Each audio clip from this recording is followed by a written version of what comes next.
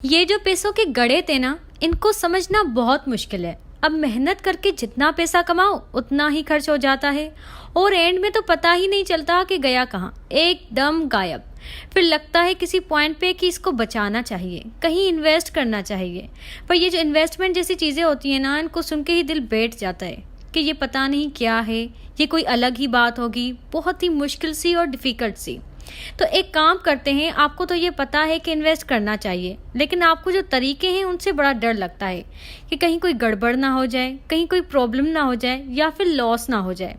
तो दोस्तों, मैं हूं मेघना रोहिड़ा और आप देख रहे हैं पाकिस्तान स्टॉक मार्केट अपडेट्स। उम्मीद करती हूं कि आप सब खैरियत से होंगे और ठीक होंगे। और इस वीडियो में आज मैं ऐसी 4 स्ट्रेटजीज बताऊंगी जो कि एक इन्वेस्टर्स के लिए जानना बहुत ज़रूरी है। तो दोस्तों, जब भी स्टॉक मार्केट के बारे में हम सुनते हैं तो यही सुनते हैं कि कौन सा स्टॉक खरीदना है और कब खरीदना है, लेकिन हम ये नहीं सोचते कि कितने टाइम के लिए होल्ड करना है।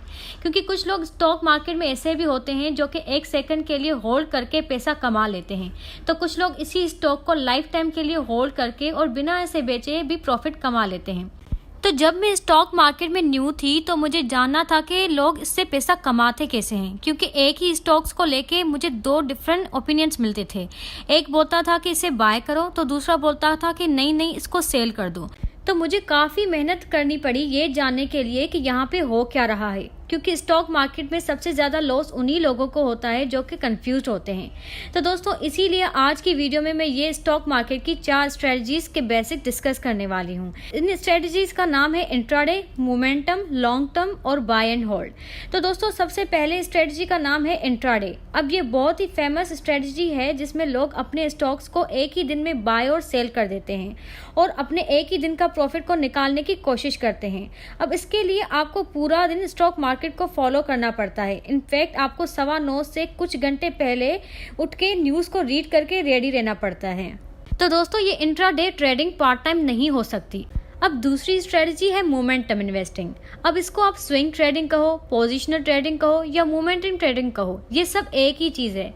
यहाँ पे लोग अपने स्टॉक्स को खरीद के कुछ दिनों तक या महीनों तक होल्ड करके रखते हैं और जब उनको शॉर्ट टर्म प्रॉफिट मिलता है तो वो इसे बेच देते हैं।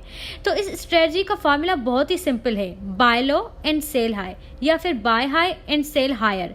अब ये थोड़ा सा डेंजरस होता है। तो दोस्तों, सालों पहले यानी ऑलमोस्ट 100 या 150 साल पहले जब स्टॉक मार्केट यूएस में बहुत ही न्यू कॉन्सेप्ट था, तो उस टाइम पे बहुत सारे जो बिगनर इन्वेस्टर्स थे वो न्यूज़पेपर में किसी स्टॉक के प्राइस देखते थे कि कोई ऊपर जाने वाला है, तो लोग स्टॉक एक्सचेंज में जाके उसे बाय करते थे और इसीलिए स्टॉक का जो प्राइस है वो बढ़ता ही रहता था। अब दोस्तों, ये स्ट्रेटजी आज भी उसी तरह से यूज़ की जाती है। जितने भी बिगनर इन्वेस्टर हैं वो यही स्ट्रेटजी यूज़ करते हैं। फिर स्टॉक मार्केट में तीसरी स्ट्रेटजी है लॉन्ग टर्म इन्वेस्टिंग। अब कुछ लोगों के लिए लॉन्ग टर्म 1-2 साल भी होता है और कुछ लोगों के लिए 1-2 महीने भी होता है। ये लॉन्ग टर्म हर इंसान के लिए अलग होता है, लेकिन एक्चुअल लॉन्ग टर्म इन्वेस्टिंग होती है वो कम से कम 5 या 10 साल की होनी चाहिए। अब इस स्ट्रेटजी के अंदर भी बहुत सारी मल्टीपल स्ट्रेटजीज होती हैं, जैसे कि ग्रोथ इन्वेस्टिंग, वैल्यू इन्वेस्टिंग और थर्ड आती है एक्टिविस्ट इन्वेस्टिंग। अब ग्रोथ इन्वेस्टिंग का मतलब होता है कि आप ऐसी कंपनी में इन्वेस्ट करते हो जिसमें आने वाले ये 5 या 10 साल में ग्रोथ की अपॉर्चुनिटी होती है। इस स्ट्रेटजी को पीटर लिंच ने फेमस किया था अपनी book once upon on wall street में। और फिर ये वैल्यू इन्वेस्टिंग का मतलब है कि जब आप कोई अंडर वैल्यू स्टॉक खरीदते हो। उसके बाद थर्ड है एक्टिविस्ट इन्वेस्टिंग। इसका मतलब होता है कि आप कोई ऐसी कंपनी के शेयर्स खरीद रहे हो जिससे आपको उसकी कंपनी के बोर्ड ऑफ डायरेक्टर्स में अपनी जगह बनाते हो और फिर उस कंपनी को कंट्रोल कर सकते हो कि कंपनी को कैसे रन और मैनेज करना होता है। और फिर फाइनली आती है फोर्थ स्ट्रेटजी है बाय एंड होल्ड स्ट्रेटजी। इस स्ट्रेटजी को फेमस किया है फिलिप फिशर ने जब उनकी ये book common stock and uncommon profits publish हुई थी। तब उन्होंने ये कहा था कि if you have done the job of buying the stock correctly then the best time to sell is almost never. और उन्होंने इस लाइन को एक्चुअल में फॉलो करके भी बताया। जब उन्होंने मोटोरोला कंपनी के स्टॉक्स 1955 में खरीदा और फिर उन्होंने इसे 2004 तक होल्ड किया, मींस जब तक उनकी डेथ हो गई तब तक। और अब वॉरेन बफेट जो कि सबसे बड़े इन्वेस्टर्स हैं वो भी पिछले 20 या 30 सालों से यही स्ट्रेटजी को फॉलो कर रहे हैं। अब आप लोगों में से कुछ ये सोच रहे होंगे कि जब आप स्टॉक्स को सेल नहीं करोगे तो प्रॉफिट कमाओगे कैसे। तो दोस्तों, स्टॉक मार्केट से पैसे कमाने के 3 तरीके होते हैं। सबसे पहले ट्रेडिशनल तरीका होता है जब आपके स्टॉक्स का प्राइस ऊपर हो जाता है। फिर दूसरा दूसरा, जब आपके स्टॉक्स का प्राइस नीचे हो जाता है, मतलब जब आप शॉर्ट सेलिंग करते हो। और फिर तीसरा तरीका होता है जब आप किसी स्टॉक को सालों साल होल्ड करके रखते हो तो कंपनी जो भी डिविडेंड पे करती है वो आपका प्रॉफिट होता है। तो दोस्तों, एक इन्वेस्टर है जिसका नाम है रॉबर्ट कियोसाकी। वो कहता है कि poor and middle class people work for money and the rich have money work for them.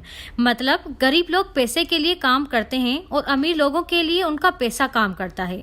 ये एक क्लासिकल और सिंपल एग्जाम्पल है। इसीलिए दोस्तों, अमीर लोग अमीर होते जाते हैं और मिडिल क्लास लोग वहीं के वहीं रह जाते हैं, और ये एक मेंटल गेम होता है। तो दोस्तों, उम्मीद करती हूँ कि ये आपको 4 स्ट्रेटजी समझ में आ गई होगी। अगेन मिलेंगे नेक्स्ट वीडियो के साथ। Thank you for watching this video. इस चैनल को सब्सक्राइब करना ना भूलिएगा, बेल आइकन को क्लिक करिएगा। अल्लाह हाफिज।